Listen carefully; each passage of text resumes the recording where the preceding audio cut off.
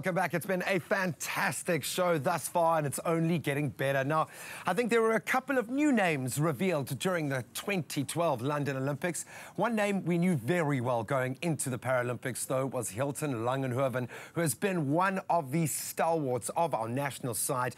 Of course, really making a name for himself at the Beijing Games, netting 3 gold medals, and he followed that up with one of the most awe-inspiring performances from Team SA this year in the 400 meters. Hilton Lagenhoven, welcome to the Expresso studio balcony. Thank you, man. Thank you. It has been an incredible journey for you. You know, we look back over the last 10 years, you have had a glittering career.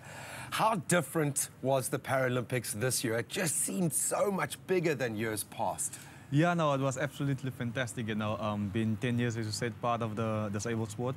And I think this year, me going out of my comfort zone, competing in the 400 meters, my 4th different event, you know, so it was something different for me, a new challenge for me, but yeah, I've overcome it, and there's really a silver medal, a personal best in the final was fantastic for me. I was going to say, how much more does the evening make in terms of a difference of your performance? How much more pumped up do you get in front of, and we're talking about crowds here, massive crowds. Yeah, no, it was a beautiful day, you know, and then just the evening for me, I was so calm, going into the race, you know, but obviously going into the event in themselves was, for me, difficult, was nerve-wracking, but it was fantastic, you know. That was just awesome to be so close to the fans, you know, and then to be able to see such a huge amount of SA flags there in the stadium, so yeah. Yeah, I was going to ask, what was that like? Almost, we owned the area. It sounds like that we really dominated the Olympic Village, but London itself just became this big, giant South African flag. Yes, we were so close to the fans, you know, and then for me, on that evening, specific evening, the first event, the final of the 400 meters for us,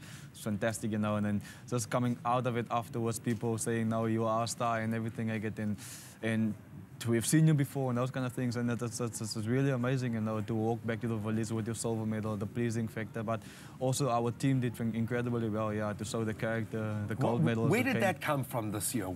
Right from our Olympic team, from Cameron winning that first gold medal, things seemed to change. It seemed like we had a different mindset this year. What was the difference?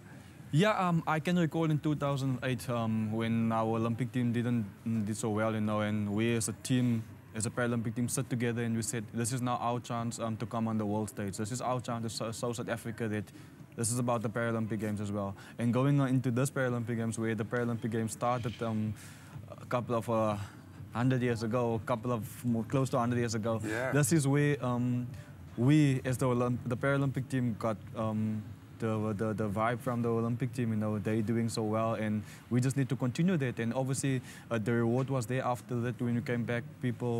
The following of the Paralympic Games was fantastic. What was that like? I was there right front line. I was actually standing a few meters away from you and you guys walked through. What an amazing experience. Yeah, and I think the Paralympic Games, disabled sport has come a long way in our country, you know. And I've been involved with them for over 10 years, and we're making slowly strides forward, but it's fantastic, you know, just to see that the next generation, that there's a fixed platform for them now, and then coming up, we can take it much further, you know, and make it a much bigger sporting code in our country, and disabled sport can be much more included in the How tough has it been for you, Hilton?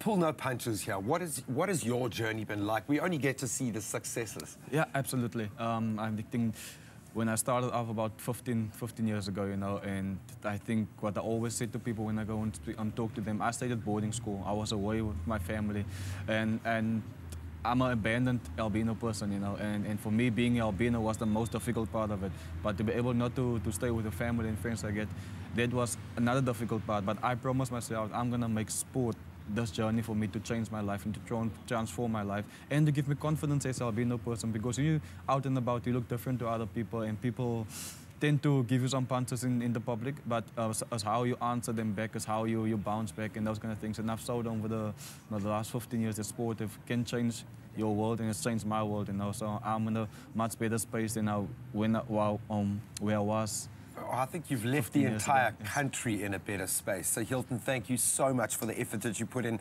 And I know it takes a lot of effort to achieve on the level that you are, but it's just great to have personalities like you in the world of sport here in South Africa. You get us all pumped up, man. No, thank you very so much. much. No, it's been an incredible thank you journey. so much, my friend. Thank you.